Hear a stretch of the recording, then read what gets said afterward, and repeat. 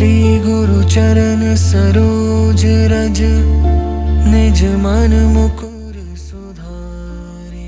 भारत संत ऋषि मुनियों का तो हमेशा से ही देश रहा है और उसी में से ही 20वीं शताब्दी के एक महान संत मैं आपको बाबा नीम करौली के कैची धाम ले चल रहा हूँ। पवन कुमार बल बुद्धि विद्या देहु। यहाँ पे रहने की व्यवस्था है कि नहीं है, क्या है? का आश्रम है ये। बाबा का हमेशा से आश्रम नहीं था। यहाँ पर फांसे में ना फंसे।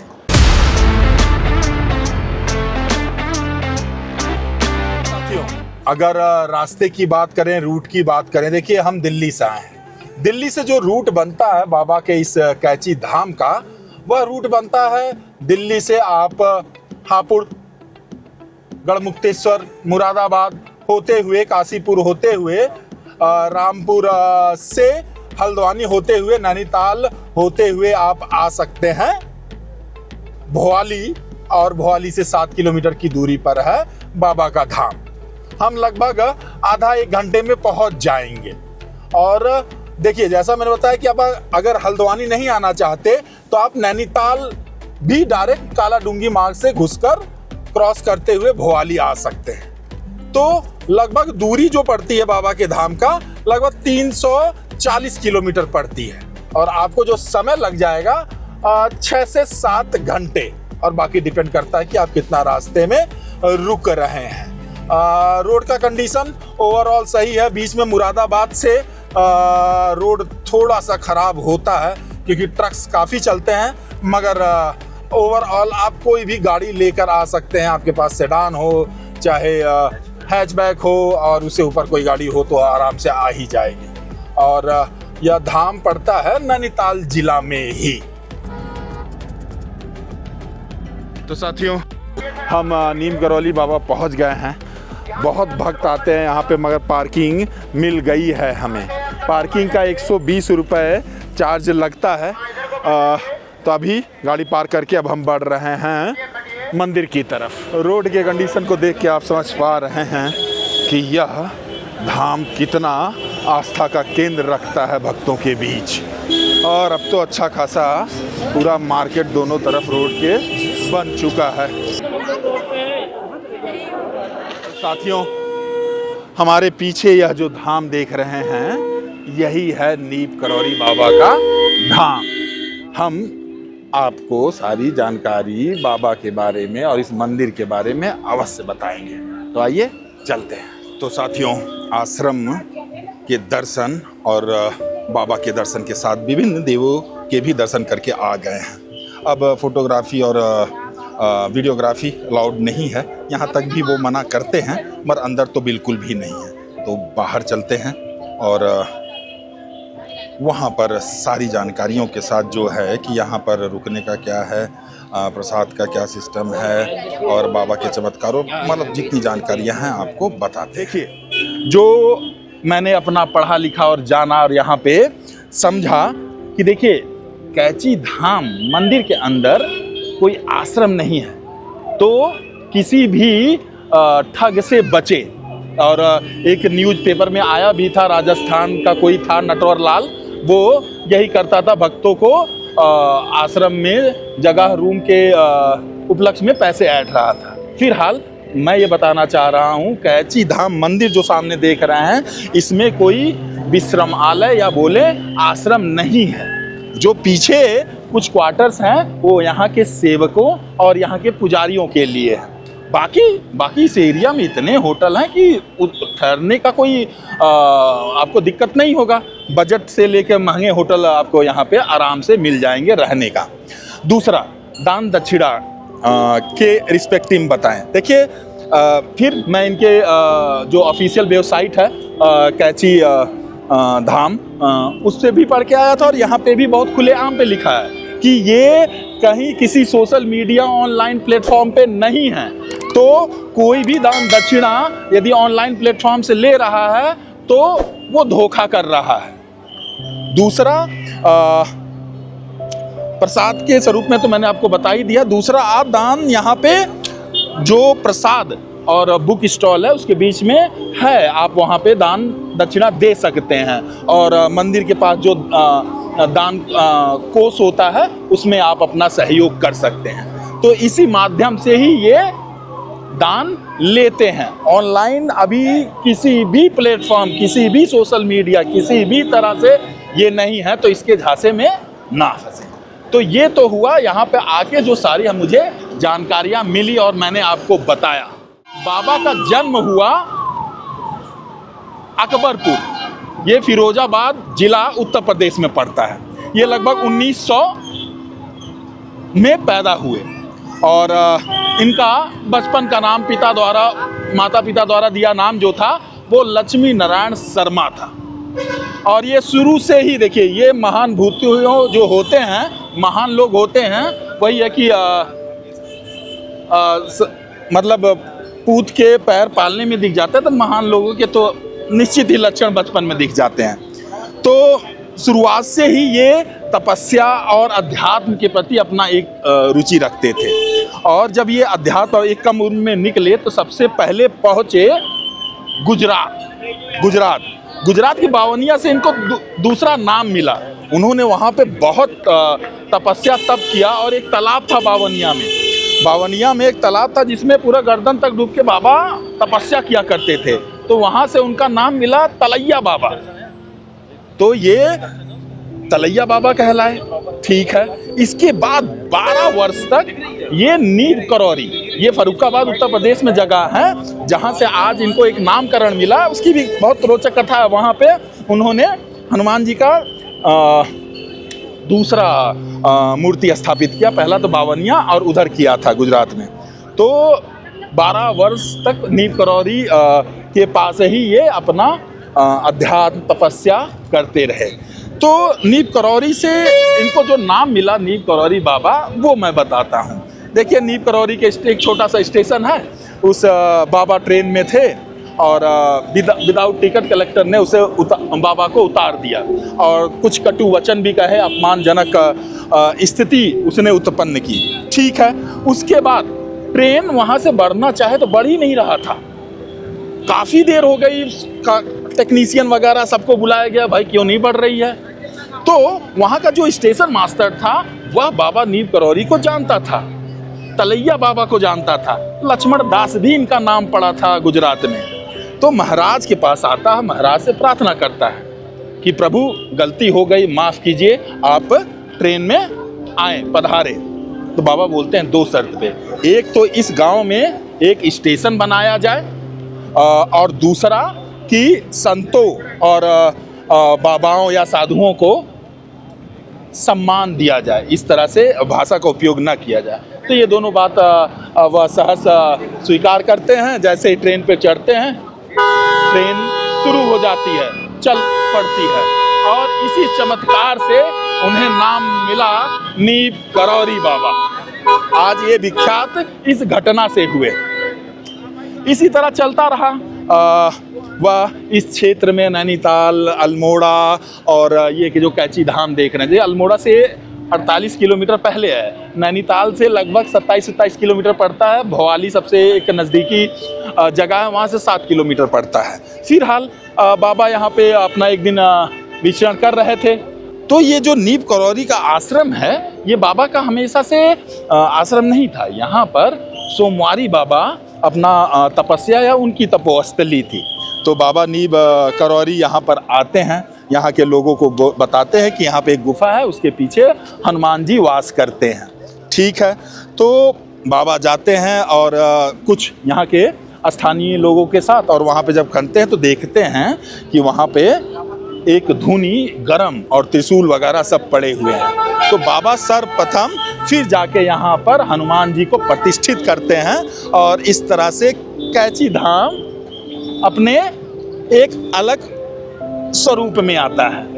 और जहाँ तक मुझे याद है 15 जून 1962 के समय यह धाम बना है। तो ये तो इसके बनने की एक रोचक कथा जाके जुड़ती है। उसके बाद बाबा यहाँ पर नैनीताल से के पहले भी भूसंकलन हुआ करता था, तो वहाँ पे भी हनुमान जी को प्रतिष्ठापित किया और भी यहाँ पे एक जगह है, वहाँ पे मतलब कई जगह 3-4 जगह हैं जहाँ पे बाबा ने हनुमान जी और ऐसे आश्रमों को बनाया। और यह आश्रम देखिए, जब महान किसी भी क्षेत्र के हों, औद्योगिक, सांसारिक, कहीं के भी क्षेत्र के लोग हों, तो महिमा बढ़ती है। देखिए स्टीव जॉब्स आए, मार्क जुकरबर्ग आए, बॉलीवुड की बहुत फेमस अभिनेत्री हैं जिसका नाम मैं शायद भूल रहा हूँ, मगर मैं नीचे लिख दूंगा। तो विराट, अनुष्का आए, बहुत सारे लोग आए और इस तरह यह अपनी ख्याति के पार ऊपर जाता रहा। आज जो भी मतलब भारतवर्ष में कोई ऐसा नहीं होगा जो इस धाम को नहीं जानता होगा, बाबा के चमत्कार को नहीं जानता होगा। और ये कहना कि आदमी के चले जाने के बाद भी वह मौजूद रहते हैं, वह उसका सबूत है। ये कैची धाम, इसकी आस्था, यहाँ पे शक्ति, सुकून और भक्तों का अपना एक लगाव यह बताता है कि बाबा में कितनी आस्था है। और जो मुझे सबसे अच्छा बाबा की जीवनी में लगती है, बहुत साधारण, बहुत जिसको इंग्लिश में बोलते हैं डाउन टू अर्थ, धरातल से जुड़े हुए। कभी भी उन्होंने अपने सिद्धियाँ, जहाँ तक मुझे याद है गुजरात में उन्होंने 2 सिद्धियाँ, बहुत सारी सिद्धियाँ थी इनके पास, एक आडिमा और अन्नपूर्णा, उन्होंने गुजरात के तपस्या में ही प्राप्त कर लिए थे। फिलहाल याद आया एक चमत्कार इस हिसाब से, जब अच्छा आपको बताता हूँ यहाँ से रोक के। जब बाबा नीम करौरी गाँव में थे, 12 साल तपस्या कर रहे थे, तो उनके पिता, क्योंकि फिरोजाबाद उधर ही है, तो उनके पिताजी सुने कि उन्हीं के पुत्र जैसा कोई दिखता व्यक्ति है, तो वो आते हैं, देखते हैं, अरे ये तो मेरा पुत्र लक्ष्मी नारायण है। तो बोलते हैं कि बेटा आपका तो विवाह हो गया था बचपन में ही, तो आपको ये गृहस्थ जीवन पालन करना पड़ेगा। तो गृहस्थ जीवन पालन करने के लिए बाबा को, फिर बाबा मतलब क्योंकि वो कर्तव्य था उसको निभाते हैं। तो जब उनकी पत्नी बोलती हैं कि आपको लोग इतना मानते क्यों हैं, क्या चमत्कार, मतलब आपकी क्या सिद्धियां हैं, तो बाबा एक सरसों का दाना अपने जीभ पे रखते हैं और वो तुरंत अंकुरित हो जाता है, उससे पत्तियां निकल जाती हैं। तो ये तो छोटा चमत्कार है। बाबा के बहुत सारे चमत्कार हैं जिसको यदि मैं बताऊं तो शाम क्या दिन रात चाहे 24 घंटा भी करे, तो क्योंकि बताया ना इतनी मोटी किताब है। जिसमें से एक मैं बताता हूँ, बुलेट कंबल वाले, इनका चमत्कार बहुत फेमस है। ये कानपुर अपने भक्त के यहाँ गए रहते हैं और एक कंबल ओढ़े रहते हैं और रात भर उस कंबल में वो असहज, जैसे ऐसे लग रहा है कि कोई उन्हें मार रहा है, उस स्थिति में रहते हैं। और सुबह वह कंबल उन अपने जो दंपत्ति उनके भक्त रहते हैं उनको देते हैं, बोलते हैं कि गंगा जी में प्रवाहित कर देना।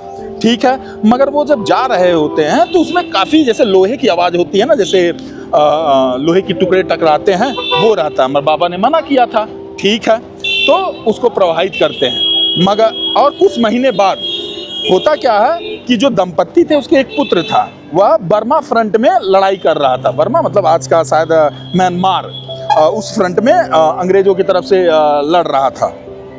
कहा जाता है कि उस दिन जापानियों ने जब हमला किया तो इतनी गोलियां चली, उसके सारे अगल बगल जितने लोग थे सारे मारे गए, मगर उनका पुत्र जीवित रहा। तो कहा जाता है कि वह जो कंबल में सारी जो खनकने की आवाज़ थी, वह सारी वो गोलियां थी जो उस दंपत्ति के पुत्र के तरफ चली थी।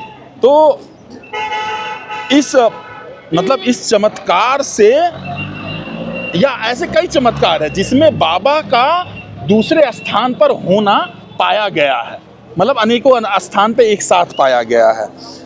बाबा के सबसे बड़े भक्त में एक आते हैं, ऑक्सफोर्ड या किसी यूनिवर्सिटी के अल्पर्ड करके थे, और वो क्या करते थे, जब पहली बार यहाँ पर आए बाबा से मिलने तो अपने साथ वो ड्रग्स रखे थे। तो बाबा के चमत्कार पे उनको डाउट था, तो बोलते हैं कि भाई आप ऐसा क्या करते हैं, जो आप करते हैं वो तो मैं भी करा सकता हूँ, ये देखिए इसको खाइए, एक गोली आपको मतलब पूरा वो आनंद मिलेगा।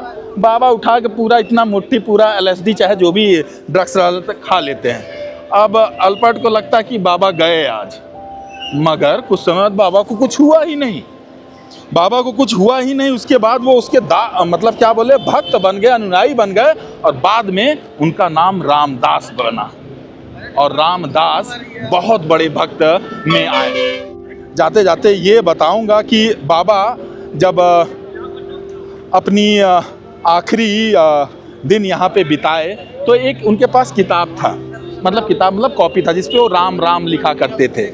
तो जहाँ तक मुझे याद है वो 11 सितंबर 1973 या 1971 का समय था। स्क्रीन पे मैं सही उनके